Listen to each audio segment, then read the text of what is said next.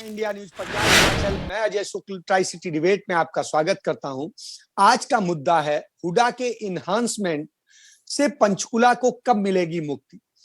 सभी चुनावों में भाजपा नेताओं ने वायदा किया था कि वह लोगों को हुडा के इन्हांसमेंट से छुटकारा दिलाएंगे, चाहे वो विधानसभा चुनाव हो, 2 बार विधानसभा चुनाव हो चुके, 2 चुके, उसके अलावा नगर निगम का चुनाव हो चुका। तो इन सारे चुनावों में ये वायदे होते रहे हैं कि हम इससे मुक्त दिलाएंगे, वो इसके लिए सेटलमेंट स्कीम लाएंगे। मगर सब कुछ, सारे चुनाव निपट गए, सब कुछ हो गया और भाजपा की दोबारा सरकार बन गई, नगर निगम, सब कुछ होने के बाद भी कुछ नहीं हुआ। लोगों ने इसके खिलाफ कैंडल मार्च निकाला, प्रदर्शन किए, हुडा और सरकार पर इस पर कोई असर नहीं पड़ा, जैसे सो रहे हो सब। आधा पंचकुला इस समस्या से जूझ रहा है। जिन लोगों ने बड़ी मुश्किल से एक रुपए जोड़कर और कर्ज लेकर किसी तरह से घर बनाया, वो अब इन्हांसमेंट के संकट में है। घग्गर पार बसे सेक्टर 23 से लेकर 31 तक के निवासी और सेक्टर 20 की ग्रुप हाउसिंग सोसाइटी के वासिंदे इस समस्या से परेशान है। इन्हांसमेंट की रकम न भरने वाले प्लाट धारकों और सोसाइटीज को रिज्यूम करने के नोटिस हुडा दे रहा है। बहुत से लोग खरीदे गए प्लाट की कीमत से 10 गुना ज्यादा इन्हांसमेंट भर चुके हैं। वन टाइम सेटलमेंट करवाने के नाम पे हजारों प्लाट धारक अपनी जेबें खाली कर चुके हैं। अब 30 जून को उनकी समय सीमा भी खत्म हो चुकी है, जिसमें 40% की छूट के साथ रकम भरवाई गई। अब भी कोई हल नहीं निकला है। सेवानिवृत्त जो लोग हैं वो पंचकुला में उन्होंने अपने घर बनाए हैं, जो मकान 7 बार एनहांसमेंट जमा कर चुके हैं वो भी अभी फंसे हुए हैं।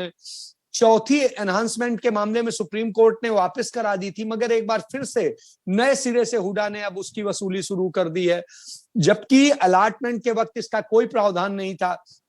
पंचकुला वासियों के अलावा शेष हरियाणा के सिर्फ 5% लोगों ने एनहांसमेंट जमा किया है। सबसे अधिक संकट जो है घग्गर पार के जो घर हैं उन पर है।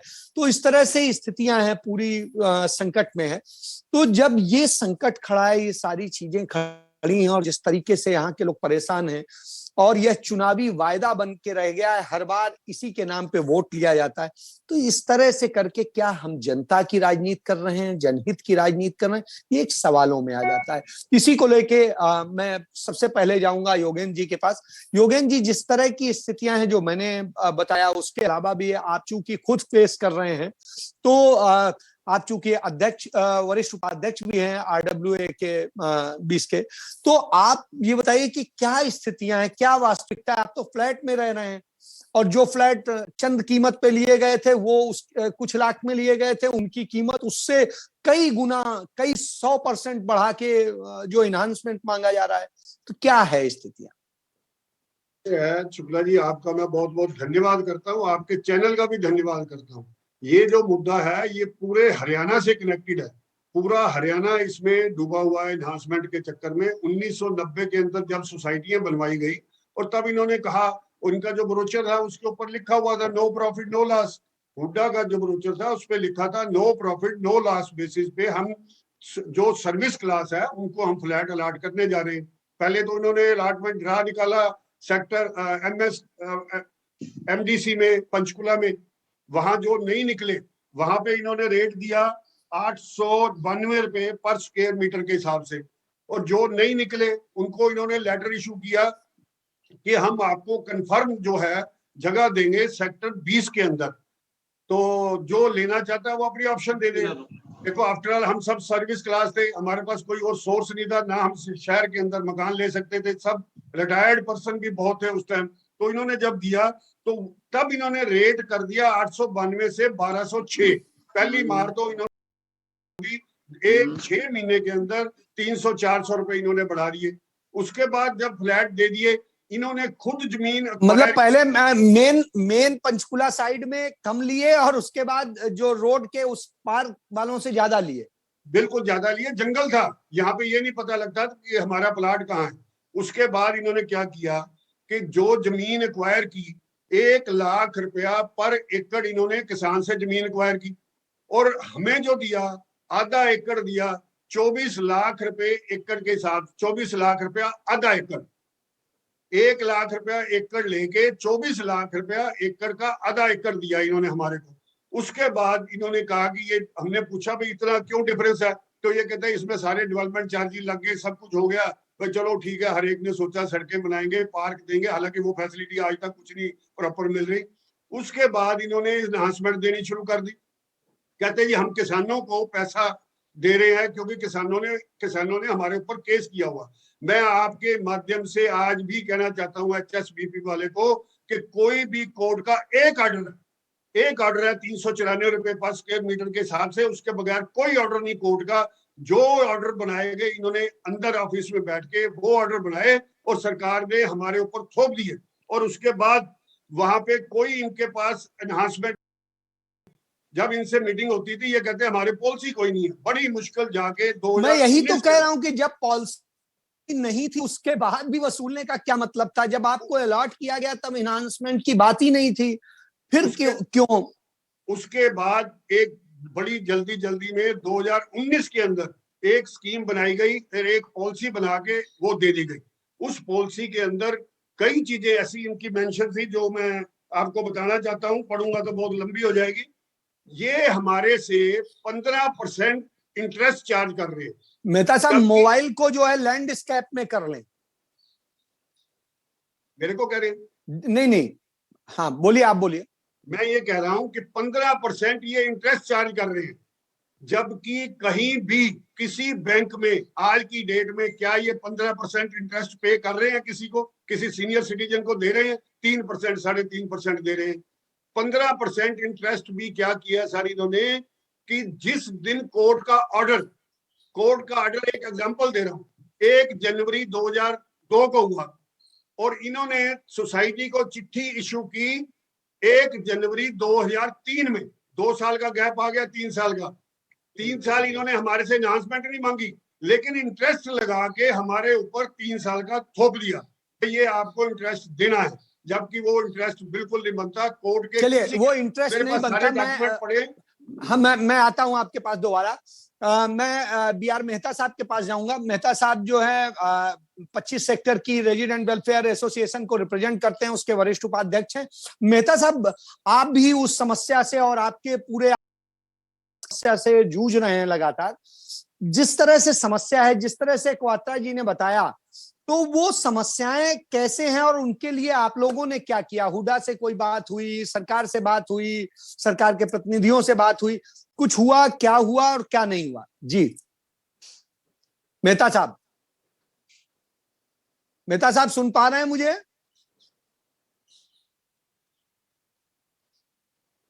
मेहता साहब, मुझे लगता है मेहता साहब को मेरी आवाज नहीं पहुंच रही है। मैं प्रियंका के पास जाऊंगा। प्रियंका, आप सजग रहती हैं, आप कांग्रेस पार्टी को लेकर, तो ऐसी स्थिति में जब इतना सजग हैं, सब कुछ हैं, तो आपने और आपकी पार्टी ने, क्योंकि ये तमाम सारे जो गग्गर पार के सेक्टर्स हैं वो उस दौर में डेवलप हुए जब भूपेंद्र सिंह हुड्डा मुख्यमंत्री थे, तो आप ये बताइए कि जब एक ये अच्छी योजना आप लेके आए कि ठीक है जो विस्तार हो रहा है उसके लिए, लेकिन फिर इसके लिए क्यों नहीं पॉलिसी बनाई? नंबर 1। नंबर 2, यदि नहीं बनी थी तो अब उसके लिए संघर्ष क्यों नहीं?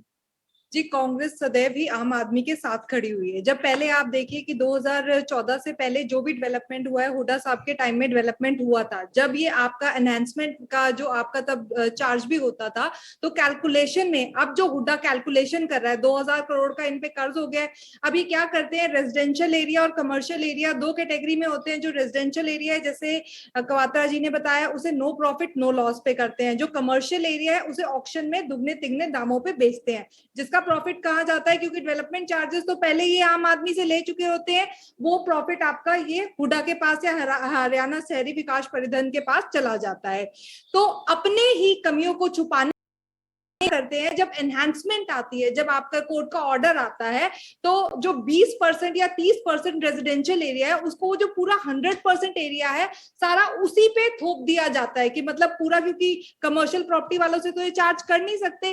अब पहले क्या होता था कि अगर रेजिडेंशियल एरिया 20% है तो जो एनहांसमेंट उस 20% के हिसाब से डिस्ट्रीब्यूट होता था। तो अब कैलकुलेशन में बहुत बड़ी गड़बड़ी आपकी हो रही है इस टाइम पे, क्योंकि देख रेख तो है नहीं जो आपकी। मेरी क्या बना, लिंक टूट गया, मैं तो बाहर हो गया प्रोग्राम से। मेहता साहब लिंक ही टूट गया, पता नहीं, मैंने तो समझ नहीं आ नहीं रहा। लिंक जुड़ा हुआ है तभी तो आपकी बात मैं सुन पा रहा हूं। आप जो है अपने आप को, अपना मोबाइल जो है वो सेट कीजिए, वीडियो ऑन कीजिए, एक बार आप लेफ्ट करके दोबारा जुड़िए, मैं अपनी बात कंटिन्यू करती हूँ। एक बार आप क्विट करके दोबारा जुड़िए। जी हाँ जी। हाँ प्रियंका। तो आपकी जो कंपनसेशन अमाउंट है, पहले तो कोई देख रेख नहीं है, ऊपर से कोई इनके ऊपर लाठी नहीं है कि भाई आम पब्लिक को तंग ना किया जाए, तो आपका जो कैलकुलेशन है इट्स अ टोटल फ्रॉड। अब जो आपका ये कंपनसेशन ये लोग देते हैं, आपकी जो पॉलिसी है समय समय के हिसाब से आपकी चीजें चेंज होती रहती है। अगर हम पंजाब सरकार को, जहां पर कांग्रेस सरकार है, उन्होंने क्या किया है, उन्होंने लैंड पूलिंग एक्ट बना दिया है, जहां पर ना फार्मर्स को ना डेवलपर्स को कोई टेंशन है। मतलब उन्हें क्या कर दिया जाता है कि फार्मर्स है उनको जो वो लैंड अपनी देते हैं उसके ल्यू में उसके एरिया और उसकी अमाउंट के उसमें ऐसे कोई डेवलप्ड प्रॉपर्टी दे दी जाती है, ताकि भी आम जनता पे जो कि अपनी मेहनत की कमाई से वो प्रॉपर्टी अपना घर खरीदता है उस पर बोझ ना पड़े। तो इसी तरीके से मुझे लगता है कि हरियाणा सरकार को भी थोड़ा सजग होके आम जनता की समस्याओं को समझते हुए, ये तो देख ही नहीं रहे, जैसे कि कवात्रा जी बता रहे हैं कि भाई कोर्ट का ऑर्डर आपका है नहीं और इन्होंने जो सरकारी अफसरशाही है, सरकार तो सब जानते हैं कि कौन चला रहा है, हमारे जो माननीय मुख्यमंत्री जी है या यहाँ पर जो स्पीकर साहब बैठे हुए हैं, इनकी आंखों के सामने तो पट्टी बंधी हुई है, ये कुछ देख ही नहीं पा रहे कि भाई कितना आम आदमी आपका परेशान है, सुविधाएं ये दे नहीं पा रहे। अनडेवलप्ड एरिया की भी जो आपका जो ये सेक्टर्स हैं जो ये कटते हैं, फार्मर से लिया जाता है, जिसमें अनडेवलप्ड एरिया है, उसकी एनहांसमेंट भी आप रेजिडेंशियल वालों पे डाल रहे हो। तो हम तो जी इस वाले जो इन्होंने अपना प्रावधान डाला है इसके खिलाफ है, और हम इसके खिलाफ आवाज उठा भी रहे हैं, उठाते भी रहेंगे। तो हम तो यही कहेंगे कि इसकी जो पॉलिसी है, इनको टाइम आ गया है कि इसको बदल देना चाहिए, और आपका जो ये कैलकुलेशन मेथड है that is totally flawed and that is wrong, that should be changed. If अगर आपका जो रेजिडेंशियल एरिया है उसके हिसाब से ही आपको कैलकुलेशन करना चाहिए और इस तरह के फ्रॉड नहीं करने चाहिए। जी, फ्रॉड नहीं करना चाहिए। मेहता साहब आप मुझे सुन पा रहे हैं? मेहता साहब मेहता साहब सुन पा रहे हैं मुझे लगता है मेहता साहब में कुछ समस्या है। क्वात्रा जी आप अपनी बात पूरी करें कि जो आप बता रहे थे कि जिस तरह से फ्रॉड किया गया है, जिस तरह से कोर्ट का जो आदेश है। हेलो मेहता साहब सुन पा रहे हैं? हाँ जी सर, मेरा लिंक टूट गया था, सॉरी। हाँ तो आप अपना वीडियो ऑन कर लें, वीडियो ऑन कर लें। वीडियो मेरा, अच्छा वीडियो, हाँ जी सर। हाँ मैं ये कह रहा हूं कि जिस तरह की स्थितियां, सिचुएशंस हैं, जिस तरह से क्वात्रा जी ने बताया, और ये सारी चीजें कि कुल मिलाकर के ठगा जा रहा है, और जो ये कोर्ट के आदेश का बहाना लेते हैं, असलियत में ऐसा कोई आदेश नहीं है। ये सिर्फ जो है लोगों का शोषण कर रहे हैं, रेजिडेंट्स का शोषण कर रहे हैं। आप चूंकि रिप्रेजेंट करते हैं रेजिडेंट वेलफेयर एसोसिएशन को, तो ऐसी स्थिति में, और आपके सारे सेक्टर्स आपके आसपास के इस तरह की समस्या झेल रहे हैं, तो ऐसी स्थिति में आप लोगों ने किस तरह से इसको उठाया है, किस तरह से इससे बात की है, किस तरह से सरकार और उसके प्रतिनिधियों से बात की है, तो क्या हुआ है और उन्होंने क्या जवाब दिया है? जी शुक्ला जी, आप मुझे कह रहे हो ना? जी हाँ बिल्कुल आपको कह रहा हूं। अच्छा शुक्ला जी, देखिए ये जो HSVP है बिल्कुल सरासर जो प्लॉट होल्डर है उनके साथ बिल्कुल धक्का कर रहा है सर। कि देखिए इन्होंने, मैं जो ट्रांस घग्गर एरिया है सर, जिसमें 24 सेक्टर से 28 सेक्टर हैं, 1992 में इन्होंने लैंड एक्वायर की, 93 में इन्होंने प्लॉट्स ऑफर किए, और इन्होंने जैसे ही लोगों ने घर बनाने शुरू किए सर, इन्होंने नोटिस देने शुरू किए, पहली अनाउंसमेंट, दूसरी अनाउंसमेंट, 7 एनहांसमेंट तक सर इन्होंने मतलब नोटिस देने शुरू कर दिए। और जब सुप्रीम हम मामला फार्मर जो है एक कोर्ट से सेटिस्फाई नहीं होते तो दूसरी कोर्ट में जाते थे। तो चंडीगढ़ हाई कोर्ट ने सर फार्मर को जो कंपनसेशन दिया था 380 रुपए पर स्क्वायर मीटर दिया था, मगर वो इसको बढ़ाने के लिए जब सुप्रीम कोर्ट में गए तो सुप्रीम कोर्ट में हमने भी कंटेस्ट किया, तो सुप्रीम कोर्ट ने 380 की बजाय 290 रुपए पर स्क्वायर मीटर कर दिया था। अब अच्छा, हम ये किसानों का सोच रहे- घटा दिया था। हाँ, उन्होंने हाई कोर्ट का जो अमाउंट था उसको रिड्यूस कर दिया था। जी, ठीक है सर। अब हम ये सोच रहे थे कि भी इतना अमाउंट तो हम पहले भर चुके हैं और शायद हमारा मतलब हमें कुछ रिलीफ मिलेगा, मगर जब 2018 में एचएसवीपी ने हमें नोटिस दिए सर, तो आप हैरान हो जाओगे सर। इन्होंने जो पिछली नोटिस थे ना, उसमें 2 आइटमें और जोड़ के हमें एक तो कह दिया कि जी first to third enhancement less conveyed, fifth to sixth enhancement less conveyed, और 2485 रुपए 99 पैसे का पर स्क्वायर मीटर का हमें जो है 2018 मतलब इन्होंने लिया 280 में, यही आपने बताया ना? यस सर, सुप्रीम कोर्ट बोल रहा है और कि आपसे मांग रहे हैं 2450 रुपए पर स्क्वायर मीटर सर 2018 में। और जी, ये पिछली डेट से हमारे से ब्याज मांग रहे हैं, अपनी गलती इन्होंने करी है और उसका जो हर्जाना है ये प्लॉट होल्डर से मांग रहे हैं सर। जी, हम जो है हम वहां गए, हाई कोर्ट में गए, हाई कोर्ट ने इनको बोला कि भी एक कमेटी बनाई जाए, 3 ऑफिसर्स के नाम दे दिए। चंडीगढ़ हाई कोर्ट में हम गए थे 2018 में, तो इन्होंने वो ऑर्डर भी नहीं माना। उस ऑर्डर को भी उसमें हालांकि था नहीं, उन्होंने कहा था कि रिकैलकुलेशन करो और आरडब्ल्यू को इन्वॉल्व करो। उस ऑर्डर को भी इन्होंने मानने की बजाय उसको सुप्रीम कोर्ट में चैलेंज कर दिया सर। तो एचएसवीपी की ट्रांसपेरेंसी जीरो है। इन्होंने जो अपनी इंस्ट्रक्शन निकाली हुई है सर रेजिडेंट वेलफेयर के साथ डिस्कशन करने के बाद, इवन जो अपनी इंस्ट्रक्शंस है, इनकी इंस्ट्रक्शन नंबर है 63 22/8/2019 को निकाली थी सर, जी। उसके मुताबिक भी ये कैलकुलेशन करने को तैयार नहीं है सर। मतलब अपनी ही बात मानने को तैयार नहीं है अपने जो ही इन्होंने। सर्कुलर को लागू करने को तैयार नहीं है सर। अपनी इंस्ट्रक्शन है 63 22/8/2019 सर। जी, जी। तो मतलब ये है कि कुल मिला के इन्होंने बनिया की दुकान बना दिया कि कितना ज्यादा आप लूट सकते हो। सरासर धक्का कर रहे हैं सर। मतलब वेलफेयर स्टेट का जो कंसेप्ट है, हमारा संविधान कहता है, वो वेलफेयर स्टेट तो चला गया। इन्होंने लूटने का धंधा बना लिया, डकैत बन गए। मतलब दुकानदार भी नहीं, डकैत बन गए कि दूसरे की अपेक्षा सब कुछ छीन लेंगे आपका। चलिए, मैं क्वात्रा जी के पास जाता हूं। क्वात्रा जी, जिस तरह से वो डकैत बने हैं और जिस तरह से वो इन्हांसमेंट के नाम पे लूट रहे हैं, तो इसको लेकर के आप लोगों ने प्रोटेस्ट किया होगा या और कोई चीजें नहीं होंगी, तो क्या रहा और उसका क्या नतीजा निकला? किससे किससे बात हुई और किसने क्या आश्वासन दिए? कि इनके पास हम चक्कर लगाते रहे, इन्होंने कोई जवाब नहीं दिया, कोई आंसर नहीं देते थे, मीटिंग का टाइम नहीं देते थे। जिस दिन मीटिंग का टाइम देते थे उस दिन एडमिनिस्ट्रेटर या अकाउंट चीफ होता था, वो मिलता नहीं था। उसके बाद तंग आके हरियाणा के अंदर हरियाणा सेक्टर कॉन्फेडरेशन एक बनाई गई पूरे हरियाणा के लेवल के ऊपर। जसवीर मलिक जी उसके प्रधान थे। उनको लेके जब हम चले, पूरे प्रदेश के अंदर हमने लड़ाई लड़ी। 2 मिनट वास्ते चले प्रदेश के अंदर पूरे लड़ाई लड़ी, पूरे प्रदेश के अंदर हर जगह धरना प्रदर्शन दिए गए, विधानसभा का घेराव तक करने के लिए निकले गए। तो तब इन्होंने, इनके कान पे थोड़ी सी जू रेंगी, इन्होंने बुलाया।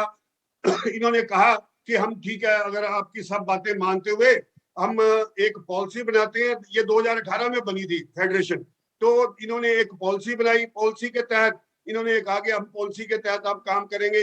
आदरणीय हमारे भाई साहब बिल्कुल ठीक कह रहे, 63 जो है उसको इनका खुद का बनाया हुआ, उसको ये ओबे नहीं कर रहे। उसके बाद क्या हुआ कि जब इन्होंने 3 मेंबर की, 3 जजों की एक कमेटी बनाई, उनको कहा कि आप अपनी रिपोर्ट बनाओ और रिपोर्ट बना के हमारे को सबमिट करो। मैं धन्यवाद करता हूं तीनों जजों का। उन्होंने देखा कि ये तो आम जनता को पीस रहे हैं, उन्होंने बिल्कुल करेक्ट पॉलिसी बनाकर सरकार को दी, लेकिन सरकार ने उस पॉलिसी को भी दबा लिया। ये पॉलिसी कब दी थी सरकार को? सरकार को उन्होंने 2020 के अंदर दी थी। 2020 में दी, और उसके बाद से लेके तब से 2021 भी निकलने जा रहा है और वो दावे बैठे हैं। इन्होंने वो पॉलिसी जो उन्होंने बनाई उसको गायब ही कर दिया। रिकैलकुलेशन का सिस्टम तोड़ दिया। अब इन्होंने क्या किया, सेक्टरों की तो रिकैलकुलेशन कर रहे हैं, लेकिन 20 सेक्टर को रिकैलकुलेशन से भी दूर रखा। जब हम गए, भाई आप उनकी रिकैलकुलेशन कर रहे हैं, बड़ी अच्छी बात है, उनको फायदा होगा, तो हम कहाँ जाएं? हमारे से भी आपने कितनी कितनी अनाउंसमेंट ली हुई है और कोर्ट के ऑर्डर के हिसाब से बनती थी। शुक्ला जी, एक बात मैं आपको बड़ी खतरनाक जो HSCVP की है वो बताने जा रहा हूँ। ये नोटिस 2016 के अंदर हमारे को 14/1/2016 को आया। इसके अंदर इन्होंने अमाउंट लिखा हमारे को एनहांसमेंट का 26,30,120 रुपए ये दिया इन्होंने। आपने फ्लैट कितने का लिया था? फ्लैट हमने लिया था 8 लाख का जी। 8 लाख का लिया था, और ये 2016 में नोटिस आया 26 लाख का। नहीं, 26 लाख का हमारी सोसाइटी को आया, पूरी को। हाँ, ठीक है। आधा एकड़ का आपने ये देना। मैं तो ये इनकी हेराफेरी बता रहा हूँ। 16/1/2016 को दिया, 14/1/2016 जी। के बाद इन्होंने क्या किया, एक चिट्ठी और इशू कर दी, उस पे लिख दिया डुप्लीकेट। वो भी मैं आपको दिखाता हूं। उसके लिए हम हाई कोर्ट भी गए थे, आदरणीय सूर्यकांत जी की। इसमें देखो, इसमें इन्होंने डेट लिखी सेम, कुछ चेंज नहीं किया, सिर्फ टाइप कर दिया डुप्लीकेट, अमाउंट चेंज कर दिया। अमाउंट इन्होंने बढ़ा दिया लगभग 38,06,520, 12 लाख 12.5 लाख बढ़ा दिया। और ये लेटर हमें इशू किया 25/4/2018 को। 2.25 साल के बाद हमें चिट्ठी दी गई है। भाई मतलब ये मान के चले कि सिर्फ लूटने का क्रम जारी है। मैं चलिए फाइनल कमेंट के लिए सिर्फ एक मिनट। इन्होंने इसके अंदर लिखा कि हमारे बंदों से कैलकुलेशन मिस्टेक हो गई है, आपका अमाउंट ये बनता है। हमने इनको लेटर दिया, भाई आप 2.25 साल पीछे का इंटरेस्ट हमें लगा के दे रहे हो, कम से कम अपने अधिकारियों को डिसमिस करो जिन्होंने कैलकुलेशन, पहली बात तो बनते नहीं थे पैसे, अगर कैलकुलेशन गलत किया है तो उनको डिसमिस करो, उनसे रिकवरी करो। ये थोड़ा कि आप सेक्टर वासियों पे, जो शहर के रहने वाले बुजुर्ग हैं, जो रिटायर्ड पर्सन हैं, उनके बिल्कुल मैं समझ गया। मैं इस पे प्रियंका के पास जाऊंगा। प्रियंका, जिस तरह की बातें आप दोनों लोगों के सामने आई हैं, जिस तरह से स्थितियां हैं, आज सरकार सुनने को तैयार नहीं है, जैसा कि सब दोनों लोगों की बात से तय है। सरकार के प्रतिनिधि सामने आने को तैयार नहीं, चर्चा के लिए तैयार नहीं है।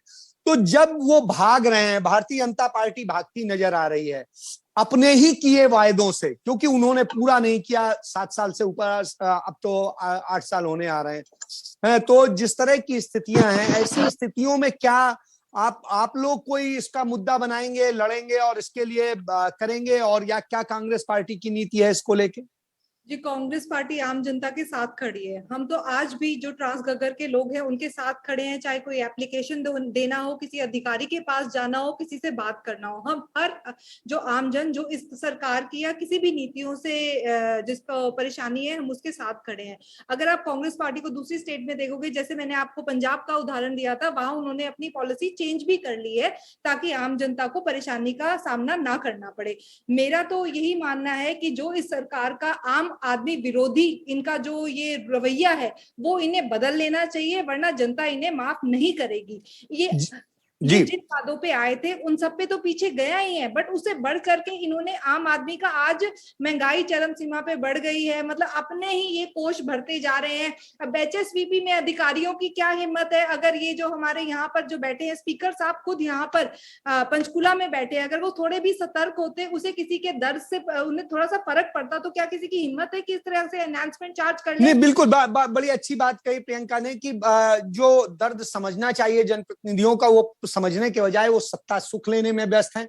पंजाब सरकार ने जिस तरह से बदलाव किया और जिस तरह से जनता के हित में फैसला लेके उसकी पूरी पॉलिसी बनाई, उसी तरह हरियाणा में भी बननी चाहिए, और जिससे कि जनता के हित में हो और जनता को लूटा ना जाए, जनता को ये ना समझा जाए, बल्कि उसके हित में जो भी हो सके, जो बेस्ट पॉसिबल हो, उस तरह से काम किया जाए। ऐसा ना हो कि आप 280 का सामान खरीद करके 2400-2500 रुपए में बेच रहे हैं, तो इसका मतलब है कि आप दुकानदारी तो एक छोटी चीज हो गई, आप सिर्फ लूट के लिए लगे हुए हैं।